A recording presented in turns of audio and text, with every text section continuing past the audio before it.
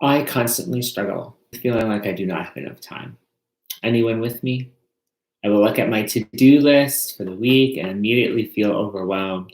I often feel like there's no way that I can accomplish everything. Slowly and steadily, the anxiety starts to rise. Well, what about you?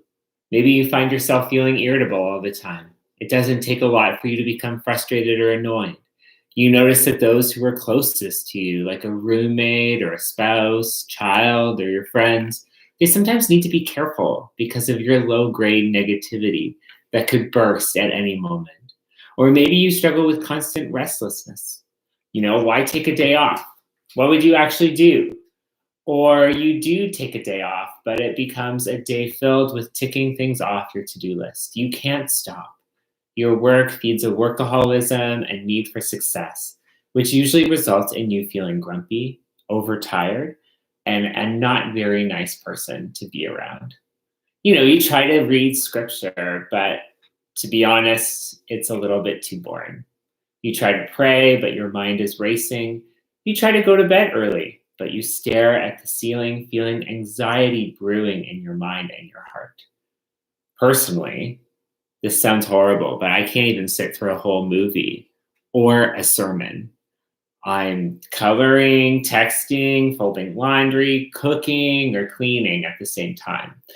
Perhaps you feel totally disconnected to what is truly important.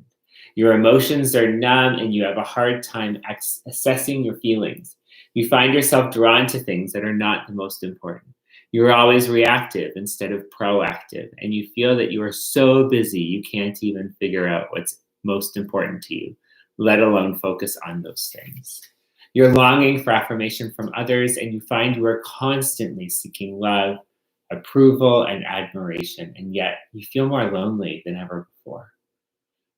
You may just hear this and think, wow, Dan's really messed up. And yes, that's true. And what if, friends, there is a better way to live? This Lent, Bytown Community Church is looking at practices that could help us live differently from the world around us. And whether we like it or not, we are radically shaped by our world. And if we're not intentional, we will not actually look like a follower of Jesus. If we do nothing, if we live similarly to everyone else, with just some beliefs in our mind about God, but we will not actually look like Jesus. Lent is a time where we can be thinking about whether or not our beliefs and our actions are compatible and how to grow to be more intentional to follow Christ. In Lent, we seek to pay attention to the true reality of what's happening in our hearts, souls, and our minds. And it's time to slow down and think about why. Why do I feel so disconnected to God? Why do I feel so isolated and alone? Why don't I feel more comfortable in my own skin? And why can't I just stop and sit on a bench and watch the water for an hour without feeling like I need to accomplish anything? And of course, in Ottawa, it's too cold for that right now. But why is it that when I do try to sit and meditate, my brain feels like it can't stop? Or I'm so tired that I spend the whole time I'm trying to pray, just fighting to stay awake. Today, we're going to explore the ancient practices of silence and solitude and how they can lead us out of a place of restlessness. And it's my hope that this text will highlight for us what Jesus is truly desiring from us and help us identify who we are most like in the story. Now, I'm going to tell you this story about these two women. The word was spreading about Jesus. He was doing amazing things. He was healing the sick. He was feeding the masses, and he was teaching with authority like the Israelites had not seen in a long time. And in a small village called Bethany, Martha heard that Jesus was coming, and she was filled with excitement. She had to have Jesus in her home. She watched and waited, and one day over the hill, she saw Jesus and his followers coming into the city. With great excitement, she ran with the others who had gathered to get a view of Jesus coming up and over the hill. As she approached Jesus, she knelt before him and boldly looked into his eyes. "Would you come and be my guest today?" Martha blurted out.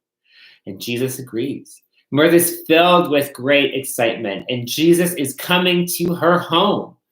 How would you feel if Jesus came to your home? Well, her excitement quickly turns to worry. Oh no, is my house clean enough? I should definitely do a quick sweep. What will we eat? And Martha dashes to a small vendor to pick up some vegetables on the way home. She has a lot of work to do. Mary, Mary, he's coming. I can't believe it. He's coming, Martha calls out as she enters through the front door. She knows that her younger sister will also be overjoyed at the news of Jesus' willingness to come. As Martha is furiously sweeping the floor, there is a knock at the door. She can hear the rustling and the voices of people beyond her door. A small crowd has gathered. Jesus is here. Elated, Martha greets Jesus and welcomes him into her home. But however, quite quickly, Martha is completely overwhelmed. Things are not going as she has planned. The food is nowhere near ready. She wants to give Jesus her very best to show him her appreciation. She longs to hear him compliment her cooking and thank her for her elaborate hospitality. So Martha quickly excuses herself and dashes into the kitchen, hastily chopping, preparing, stirring, and mixing. Quite quickly, Martha can feel herself becoming overwhelmed and stressed. The food is taking longer than she had hoped, and she still has more things to prepare. She also notices that Mary, her sister, has not followed to help her. She starts banging the pots and cutting a little louder, hoping her sister will get the hint. What do you think she's doing? Martha peers around the corner, and what does she see? There is her sister, Mary, sitting at Jesus' feet as he teaches. There sits Mary, right there with all the disciples, with all the men. Who does she think she is? Why isn't she helping Martha? Martha feels overlooked and forgotten. She can feel the anger and the frustration bubble up within her. How could Mary ignore her responsibilities to help Martha? She also feels jealous. Why does Mary get all of Jesus' attention when Martha was the one who had invited him? Her meal and her service were supposed to be the highlight. Why is Mary getting to spend all this time with Jesus? She interrupts Jesus' teaching and approaches him. Excuse me, Lord, don't you care about me? My sister has left me all by myself in the kitchen to do all of the work. Tell her to come and help me. Martha, Martha, Jesus begins. His tone is tender and yet firm. The repetition of her name begins to break through the noise in Martha's mind. The to-do list and the tasks are to move to the background. What do you think he is going to say? You are worried and distracted by many things, Jesus says. He continues, there's need for only one thing. Mary has chosen what is best, and it will be not taken away from her. Martha has become so distracted trying to please Jesus that she forgot why she even invited him over. She had wanted to spend time with him. Unfortunately, all of her time was spent trying to do things for him rather than simply being with him. Mary, however, had a hunger to learn from Jesus and maximize her time with him. She soaked in his presence and coveted each word that he said. Martha had become so restless that she forgets to stop and simply be with Jesus. Martha forgot that service is not the only way to love those around us. It is also shown through the gift of being present, like breathing in and breathing out. Listening and doing are both part of how we serve. Martha had forgotten to take a deep breath in. Martha had asked, Jesus, don't you care? Jesus cares. He leaves her with an invitation to choose a better way. The story leaves us without an answer. What do you think she chooses? Does she go back to the kitchen or join her sister at Jesus' feet? What would you choose? Would you choose to join Mary at Jesus' feet, or would you run back to check if the pot is boiling over? It can be easy to forget that Jesus simply wants to be with us and that he should be our primary attention. We get distracted by many things. It is easy to be busy, trying to please others, trying to please God, just trying to find peace and happiness in our world. It's difficult to stop thinking, to stop moving, to simply just be still and be silent. And in our restlessness, it's difficult to be with God. So therefore, it's incredibly important that we practice solitude. Solitude helps us slow down and stop. Solitude helps us to stop looking for affirmation from the world around us and helps us simply come before God and simply be. In silence, there's no task that's given to us to perform or person to impress or challenge to overcome. There is no one else to compare ourselves to. Many of us are surrounded by people all the time, except maybe in COVID. We have colleagues at work, people we live with, people we volunteer with, and friendships. Even when we can't leave the house, we're constantly filling our day with texts, phone calls, and social media interactions, trying to stay connected. And yet, we feel increasingly, deeply, and unsettlingly lonely.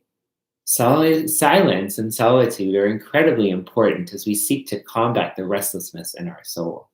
Silence helps us to listen to God, attending to Him in quiet without the interruption and noise. Silence means that we are free from speaking, as well as listening to words or music.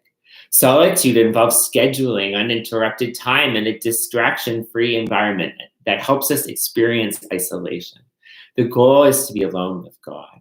It's crazy to think that we'd actually try to be isolated right now in the midst of COVID, but that is part of the goal.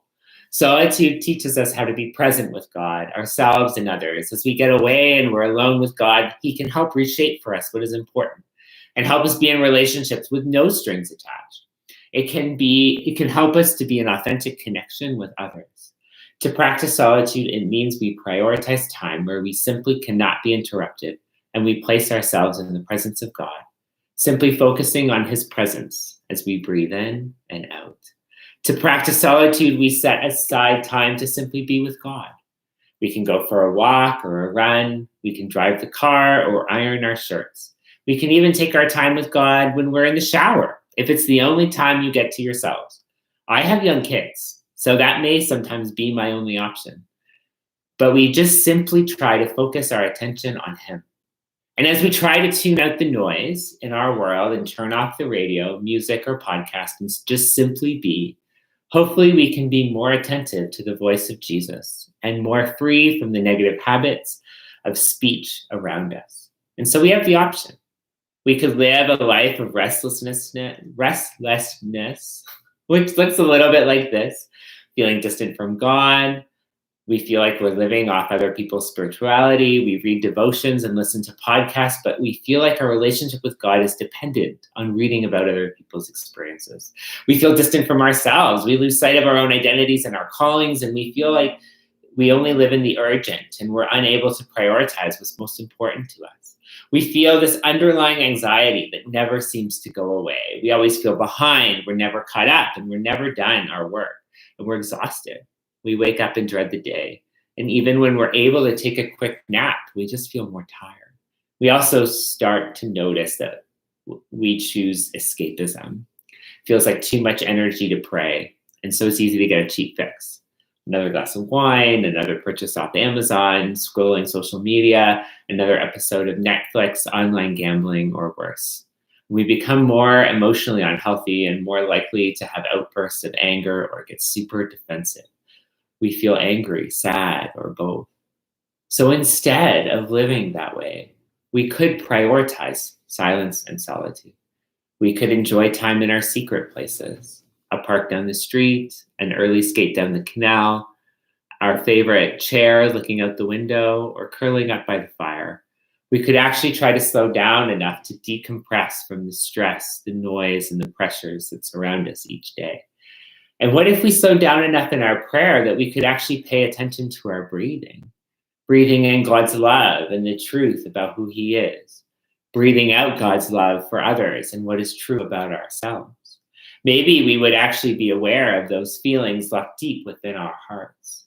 And maybe we would be more aware of how we are really doing and what's behind our worries, our doubts, and our fears.